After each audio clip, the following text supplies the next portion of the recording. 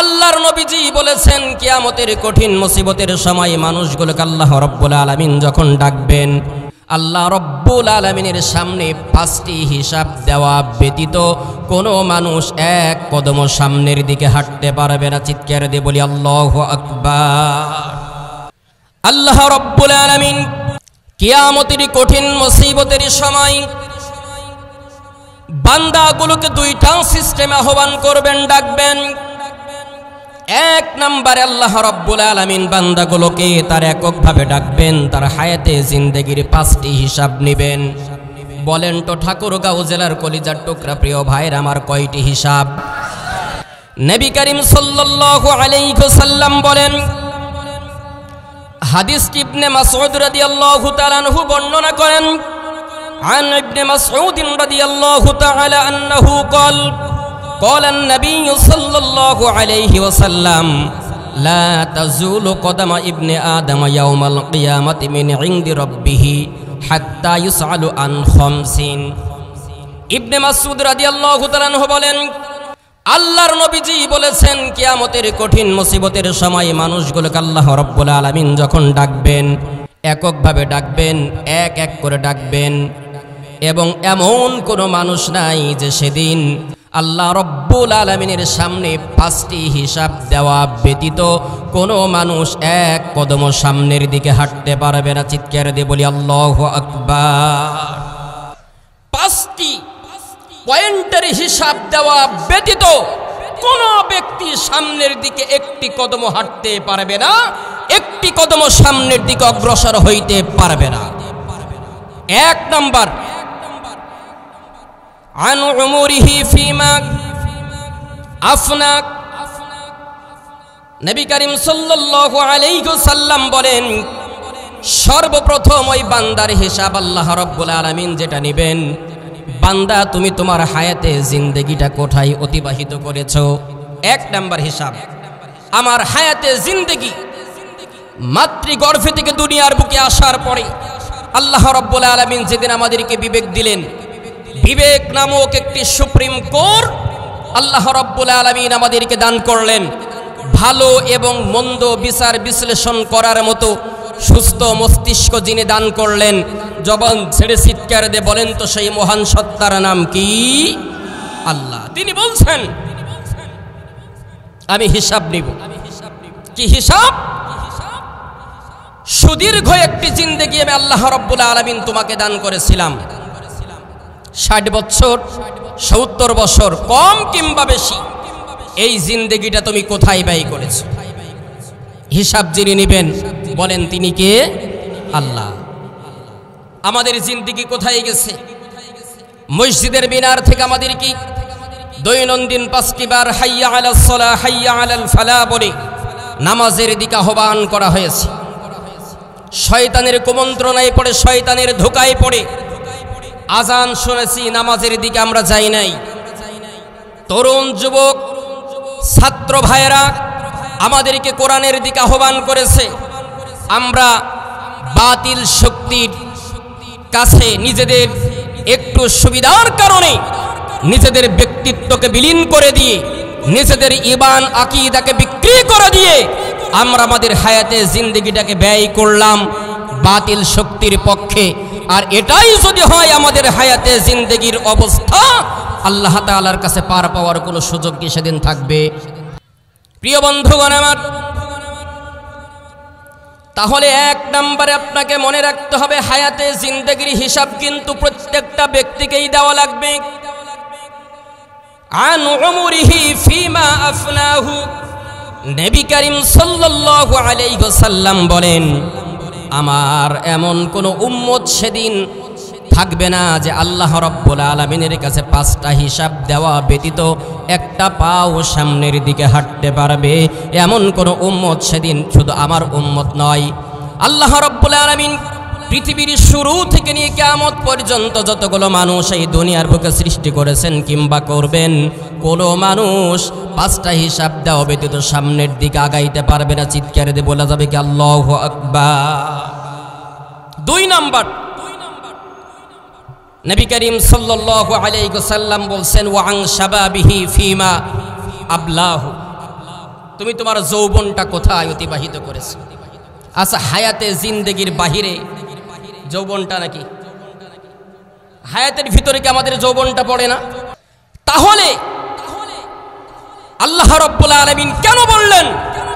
প্রথমত তিনি হায়াতে জিন্দেগির হিসাব নেওয়ার পরে আবার তিনি বিশেষ করে পার্সোনালি একটা বয়সের কথা তিনি বললেন, বান্দা তুমি তোমার যৌবনকালটা কোথায় অতিবাহিত করেছো?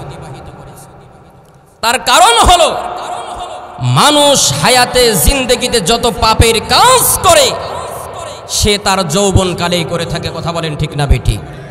শরীরে শক্তি আছে, আপনি বাতিল শক্তির পক্ষে অস্ত্র ধারণ করেছেন। শরীরে শক্তি আছে, আপনি বাতিল শক্তির পক্ষে কলম ধারণ করেছেন। শরীরে শক্তি আছে, অন্যায়কে আপনি অন্যায় মনে করেন নাই, অন্যায়কে আপনি ন্যায় মনে করে যত প্রকার পাপের কাজ আপনি করেছেন। এজন্য নবী করিম সাল্লাল্লাহু আলাইহি ওয়াসাল্লাম বলছেন, বিশেষ করে 5টি হিসাবের মধ্যে বান্দার 2 নম্বর হিসাব যেটা নেওয়া হবে, বান্দা তার যৌবনকালটা কোথায় অতিবাহিত করেছে। 3 নম্বর পয়েন্ট নবী করিম সাল্লাল্লাহু আলাইহি ওয়াসাল্লাম বলছেন, ও মালিহি মিন আইনা ইয়াকতাসাবাহু, তুমি তোমার হায়াতে জিন্দেগিতে তোমার অর্থের উৎসটা কোথায় ছিল, আয়ের উৎস তোমার কোথায় ছিল, এই হিসাব তোমাকে অবশ্যই দিতে হবে। প্রিয় ভাইয়ের আমার, বলেন তো আজকে আমাদের সমাজে যারা আয়ের উৎস, কোনো ব্যবসা নাই, কোনো বাণিজ্য নাই, কোনো চাকরি নাই, বাকরি নাই, অথচ বড় বড় অট্টালিকার মালিক হচ্ছে, মিল কলকারখানা ইন্ডাস্ট্রির মালিক হচ্ছে, তাদের আয়ের উৎস বৈধ পন্থায় নাকি অবৈধ পন্থায়? কথা বোঝে না মনে হয়। একজন সবজি বিক্রেতা বলছে, হুজুর আগে চাঁদা দিতাম মাসে 100 টাকা, এখন দিই দিন 200 টাকা করে। কথা বোঝেন না মনে হয়। আগে দিতাম মাসে 100, এখন দিই দিনে। কথা বলেন, এই জাতীয় চাঁদাবাজ তো আলহামদুলিল্লাহ ঠাকুরগাঁওতে নাই, আমাদের চুয়াডাঙ্গাতে একেবারে রহরহ, একেবারে পাড়া মহল্লায় গ্রামে প্রত্যেকটা সেক্টরে সেক্টরে বসে আছে। এখানে নাই, আলহামদুলিল্লাহ বলি। আমি একটা জিনিস বুঝতে পারি না প্রিয় ভাইয়ের আমার, আয়ের কোনো উৎস নাই, কোনো চাকরি নাই, কোনো ব্যবসা নাই, কোনো বিজনেস নাই, কোনো কল কারখানা ইন্ডাস্ট্রি নাই, অথচ ভালো ভালো দামি দামি গাড়ি, পোশাকের বেশভূষা, যে পরিমাণে লাক্সারিয়াস জীবনযাপন করে তা দেখলে মনে হয় যে গোটা দেশের সম্পদ সব ওর বাপের। কোথায় পাই? কথা বলছেন নাই মনে হয়, কোথায় পাই? একটা গল্প যদি আপনাদেরকে বলি, রাগ করবেন নাকি? আপনারা রাগ করবেন? এই চোর সুটকাই জাতীয় লোক কিন্তু সারা বাংলাদেশের কম বেশি প্রত্যেকটা গ্রামগঞ্জেই আছে। বাবাজি আছে কিনা? একটা গ্রামে একটা চোর ছিল, বিভিন্ন পেশার চোর থাকে, কেউ গরু চোর, কেউ সাদাবাজ, কেউ অস্ত্র ধারণ করে, কেউ রাস্তাঘাটে ডাকাতি করে। তো ওই একটা চোর, তার অভ্যাসটা ছিল মানুষ মৃত্যুবরণ করার সাথে সাথে ওইখানে গিয়ে রাতের আধারে মানুষগুলো যখন সব ঘুমিয়ে যেত, এই চোরটার সব থেকে বড় অভ্যাস হলো কবরের মাটিগুলোকে সরাই দিয়ে কাপন চুরি করে বাজারে বিক্রি করা। এটা কি ভালো কাজ নাকি খারাপ কাজ? আপনারা মাথায় রাখেন, এটা খারাপ কাজ। লোকটা যখন বৃদ্ধ বয়সে পৌঁছিয়ে গেছে, সমাজের মানুষ তার সাথে কেউ মেশে না, কেউ তারা সালাম দেয় না, তার 5 টাকা দিয়ে কেউ 1 কাপ চা খায় না। চায়ের দোকানে সে যদি বসে, পাশের লোকগুলা উঠে সরে চলে যায়। বেচারা বড় আফসোস করে তার কলিজার টুকরা একমাত্র সন্তানকে ডাক দিয়ে বলছে, বাবা, এই সমাজের মানুষ আমার এতটা ঘৃণা করে, আমার সাথে কেউ সম্পর্ক করে না, বন্ধুত্ব করে না, আমি 1 কাপ চা খাওয়াইতে চাইলেও কেউ চা খাইতে চায় না। বাবা, এই সমাজের মানুষ আমারে কেউ ভালো বলে না, তুমি যেহেতু আমার একমাত্র কলিজার টুকরা সন্তান, বাবা একটা জিনিস তোমার কাছে আমার বিনয়ের সাথে অনুরোধ, আমি যখন মৃত্যুবরণ করব, তুমি এমন কিছু কাজ করবে যে তোমার কাজের বদৌলতে অন্তত যেন গ্রামের মানুষ আমাকে একটু ভালো বলে। বাবা যেহেতু এই কথা বলে গেছে, বাবা মৃত্যুবরণ করার পরে কলিজার টুকরা সন্তানে এলাকার যত ইমাম, মুয়াজ্জিন, ইমাম সাহেব, মুফতি সাহেব, আলেম, উলামা যত আছে সবার কাছে গেছে, গিয়ে ডাক দিয়ে বলছে, হুজুর আমার বাবা জীবনে পাপ টাপ অন্যায় যা করার করছে, বাবার জন্য একটু দোয়া করেন। আচ্ছা বলেন তো, আপনাদের কাছে যদি এই লোকের জন্য দোয়া চাই, দোয়া কি আপনারা করবেন? কথা বলেন না কেন? করবেন? কোনো হুজুর দোয়া করে না। বেচারা সন্তান দুঃখ ভরাক্রান্ত হৃদয় নিয়ে চিন্তা করলো, বাপ এমন জঘন্যতম পাপ করেছে, এমন কাজ করেছে, সমাজের মানুষ আমার বাবারে ঘৃণা করে, কেউ ভালো বলে না। মৃত্যুর পরে তার জন্য দোয়ার একটা অনুষ্ঠান করবে, একটা মিলাদ মাহফিল করব, কোনো হুজুর আসতে চাই না। ঠিক আছে, বাবা যেহেতু বলেছিল যে বাবা আমি এমন কিছু কাজ যেন করি যে আমার কাজের কারণেও, ব্যবহারের কারণে যেন অন্তত বাবাকে একটু ভালো বলে, এই চিন্তা মাথায় রেখে সপ্তাহখানেক পরে গ্রামে যখন আরেকটা মানুষ যখন মৃত্যুবরণ করেছে, তারে কবরস্থ করা হলো গভীর রজনীতে। ঠিক বাবার স্বভাব অনুযায়ী ওই ছেলে কবরে গেছে। যাওয়ার পরে ওই যে খাফাজি যেগুলো থাকে ওগুলা সরাইছে, মাটিগুলো সরাইছে, লাশটারে কাঁধে করে উঠাইছে, দুই হাত টান টান করে ডান দিকের একটা গাছে বাম দিকের একটা গাছে বাঁধছে, পা দুইটা ডান দিকের একটা গাছে ডান দিকের একটা গাছে সুন্দর করে টান টান করে বেঁধে ওই যে বাঁশগুলো দেওয়া হয় মাটির নিচে, এই বাঁশগুলোকে আপনারা কি বলেন? খাফাসি বলেন তো, বাঁশ বলেন বা খাবাসি যেটাই হোক, এই বাঁশ মোটামুটি কানের মধ্যে নাকের মধ্যে যেখানে যা ঢোকানো যায় সব জায়গায় বাঁশ ঢোকাইছে। বাঁশ ঢোকানোর পরে কাপড়টা চুরি করে নিয়ে এসে ঠিক ওর বাবার নিয়ম অনুযায়ী বাসায় চলে গেছে। সকালবেলা মানুষজন যখন মাঠে ঘাটে যাবে, যাওয়ার সময় লক্ষ্য করে দেখছে আমার গ্রামের গতকালকে যেই লোকটা মৃত্যুবরণ করেছে, এই লাশটার গাছে টান টান করে টাঙ্গিয়ে রাখা হয়েছে, বেঁধে রাখা হয়েছে। কাপন চুরি করছে তো করছেই, যেখানে যা বাঁশ ঢোকানো যায় সব জায়গায় বাঁশ ঢোকাই রাখছে। মানুষ আশ্চর্য হল, মানুষ চিন্তা করলো আল্লাহ এর আগেও তো একটা চোর ছিল, অন্তত বাঁশ টাস তো ঢোকাইতো না, আরে কোন জাতীয় চোর আসলো আল্লাহ? এই চোর কাপন চুরি করলো তো করলোই, যেখানে যা ঢোকানো যায় না সেই জায়গায় বাঁশ ঢুকিয়ে প্রমাণ করলো আগের চোরের থেকে এই চোররা সব থেকে নিকৃষ্টতম চোর। কথা বলেন ঠিক না বেটি? এই চোর আছে নাকি নাই? কথা বোঝেন নাই মনে হয়। বুঝছেন আপনারা? বুঝেছেন? চোর আছে নাকি নাই? সাদাবাজ আছে নাকি নাই?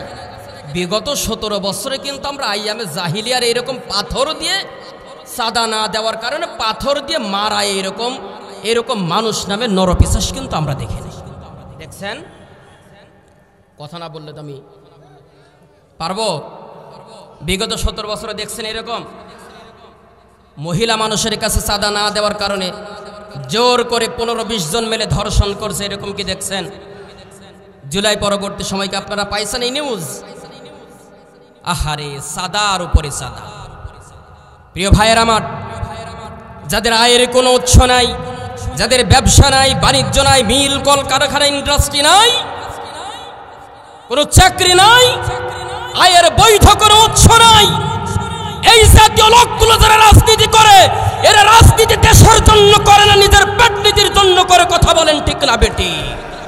এরা আবার টকশোতে বসে, ছাদে মাল নেই, বাম্পার ফাঁকা, এই জাতীয় টাকলোর বাচ্চা টাকলোগুলো আবার টকশোতে বসে বসে আমাদেরকে মানে কি বলা যায় সবক শোনায়, আমাদেরকে ভালো ভালো কথাগুলি শোনায়। দুর্নীতি করে করে পেটটাকে মোটা বানাই ফেলছে। এরা আবার আমাদেরকে কি শোনায় বলেন তো? আমাদেরকে গল্প শোনায়, দেশে এ করব, দেশে তা করব, দেশে ওটা করব, দেশে এটা করব। বিশ্বাস করেন প্রিয় ভাইয়ের আমার, আল কোরআনের পার্লামেন্ট কায়েম যদি না হয়, বিগত 1971 সন থেকে নিয়ে 55 বছর পর্যন্ত দেশের মানুষ এখনো পর্যন্ত ছাতাবাজ মুক্ত করতে পারে নাই। কথা বলেন ঠিক না বেঠি? ধর্ষণ মুক্ত একটি রাত আপনারা পেয়েছেন, ছাতাবাজ মুক্ত একটা রাত আপনারা পেয়েছেন। 55 বছরের ভিতরে যেহেতু আজ পর্যন্ত ডক্টর কামালের রচিত সংবিধান 55টি বছরের ভিতরে আমাদেরকে একটি শান্তির রাত দিতে পারেনি। সুতরাং আজ থেকে 1500 বছর আগে নাজিলকৃত এই কোরআনের পার্লামেন্ট কায়েম করার মাধ্যমে শুধু একটিবার আমরা পার্লামেন্টকে পরিচালনা করতে চাই। কথা বলেন ঠিক না বেঠিক? কারা কারা চান দুই হাত তুলে আল্লাহরে দেখাই দেয়। আল্লাহ তাআলা কবুল করুন, সকলে বলে আল্লাহুম্মা আমিন। প্রিয় ভাইয়ের আমার, 1971 সন থেকে নিয়ে 2025 সন, কত বৎসর বলেন তো? 55টি বৎসর। এই 55টি বছরে আমাদের বাংলাদেশের সংবিধানের ওপেন হার্ট সার্জারি করা হয়েছে কতবার কেউ বলতে পারবেন? পারবেন না? 17 বার। কতবার? একটা মানুষের যখন হার্ট ব্লক হয়ে যায় তাকে ওপেন হার্ট সার্জারি করা হয় সর্বোচ্চ 1 বার থেকে 2 বার। বলেন তো কয়বার? 1 থেকে 2 বার। একটা মানুষের ওপেন হার্ট সার্জারি করা হয় 1 থেকে 2 বার। আর আমাদের মানব রচিত সংবিধান 1 বার নয়, 2 বার নয়, 10 বার নয়, 20 বার নয়, 17টি বার ওপেন হার্ট সার্জারি করার পরেও বাংলাদেশের মানুষের এখনো পর্যন্ত একটি দিনও শান্তির দিন উপহার দিতে পারে নাই। এজন্য যদি শান্তিতে ঘুমাইতে চান, দুর্নীতিমুক্ত সমাজ দেখতে চান, সাদাবাজ মুক্ত সমাজ দেখতে চান, শান্তির সুবাতাস প্রবাহিত হবে এমন একটি সবুজ জমিন যদি দেখতে চান, আগামীতে আল কোরআনের পার্লামেন্ট কায়েম করা ব্যতীত কখনো তা সম্ভব হবে না। চিৎকার দিয়ে বলেন ঠিক না বেঠি? দুর্নীতি গোটা দেশে ছেয়ে গেছে, গোটা দেশে দুর্নীতি ছেয়ে গেছে। দুর্নীতি করতে করতে এমন একটা অবস্থান তৈরি হয়ে গেছে যে এখন আমাদের কাছে আর ঘুষ ব্যতীত ফাইলের একটি কলমও কিন্তু সামনের দিকে আগায় না। এজন্য মরহুম আইনুদ্দিন আল আজাদ রাহিমাহুল্লাহ সুন্দর একটি গান লিখেছিলেন, দুর্নীতির ওই আঁকড়াই বসে জাহির করে জ্ঞান, কলম দিয়া কামাই টাকা আবার ধরে সাধুর ভান, ওরা শিক্ষিত শয়তান, ওরা শিক্ষিত শয়তান, ওরা শিক্ষিত শয়তান, ওরা শিক্ষিত শয়তান। কথা বলেন ঠিক না বেঠি? দুর্নীতির ওই আঁকড়াই বসে জাহির করে জ্ঞান, কলম দিয়া কামাই টাকা, কলম দিয়া কামাই টাকা আবার ধরে সাধুর ভান, ওরা শিক্ষিত শয়তান, ওরা শিক্ষিত শয়তান। ওরা হলো দেশের লাগি মহামারীর মতন, ফাইলে কলম ঠেকাইয়া চালায় ওরা নির্যাতন। কথা বলেন ঠিক না বেঠিক? ওরা হলো দেশের লাগি মহামারীর মতন, ফাইলে কলম ঠেকাইয়া চালায় ওরা নির্যাতন। ঘুষের টাকায় ওদের ভুঁড়ি, ঘুষের টাকায় ওদের ভুঁড়ি করে যে টান টান, ওরা শিক্ষিত শয়তান, ওরা শিক্ষিত শয়তান। সকলে বলেন ওরা শিক্ষিত শয়তান, ওরা শিক্ষিত শয়তান। শিক্ষাঙ্গনের দিকে রে ভাই দেখো না চোখ মেলিয়া, ছাত্ররা সব বই ফেলিয়া আছে শুধু প্রেম লইয়া। কথা বলেন।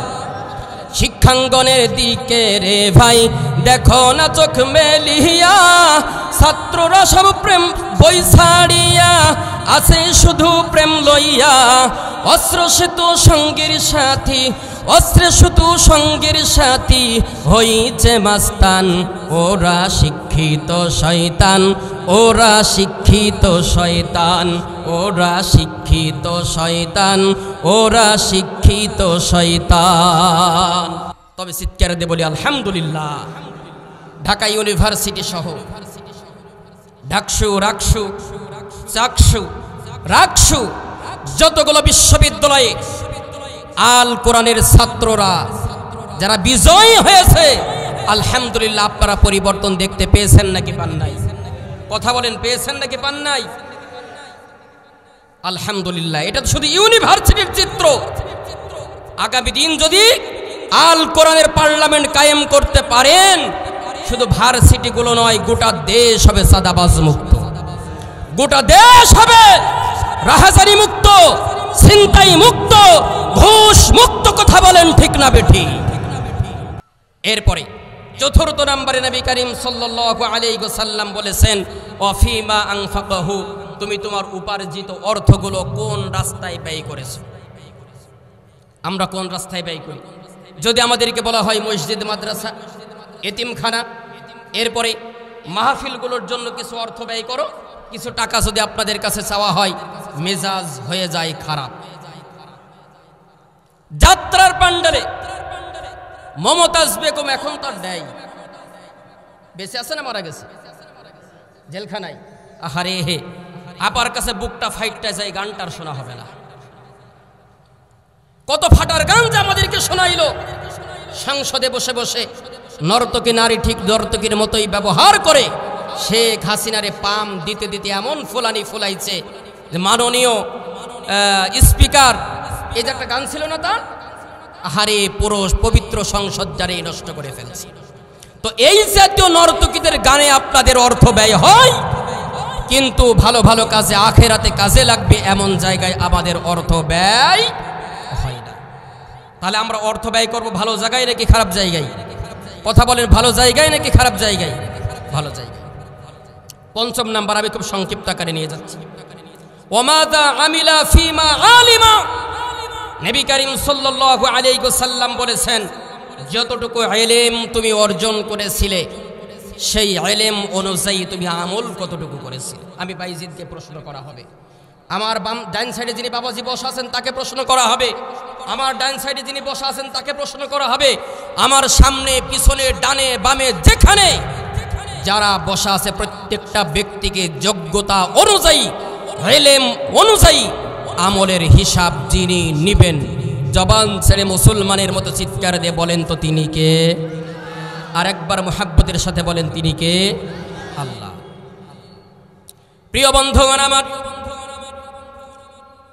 কিন্তু অত্যন্ত দুঃখ পরিতাপের বিষয়টি হলো, এবার শুনুন,